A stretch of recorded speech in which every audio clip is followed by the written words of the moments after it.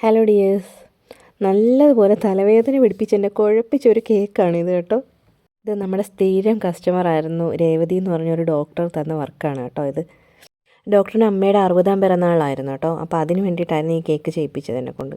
ഡോക്ടറുടെ സ്ഥലത്തില്ലാത്തതുകൊണ്ട് തന്നെ വീട്ടിൽ കേക്ക് എത്തിച്ചു കൊടുക്കണമായിരുന്നു. അപ്പോൾ വീട്ടിൽ അമ്മയും അച്ഛനും മാത്രമേ ഉള്ളൂ. രണ്ടുപേരും ഷുഗർ പേഷ്യൻസ് ആയതുകൊണ്ട് തന്നെ ഒരു 1 kg മതിയെന്ന് പറഞ്ഞു കേക്ക്.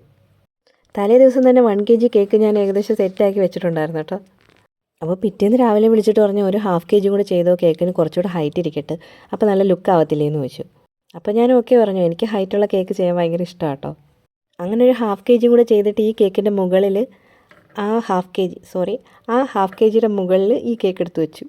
പിന്നെ ഇങ്ങനെ ഫ്രഷ് ഫ്ലവേഴ്സും ഗോൾഡൻ ബോൾസും ഹാപ്പി ബർത്ത്ഡേ ടോപ്പറൊക്കെ വെച്ചപ്പോഴേക്കും നല്ലൊരു എലഗൻറ്റ് ലുക്കായിട്ടില്ലേ.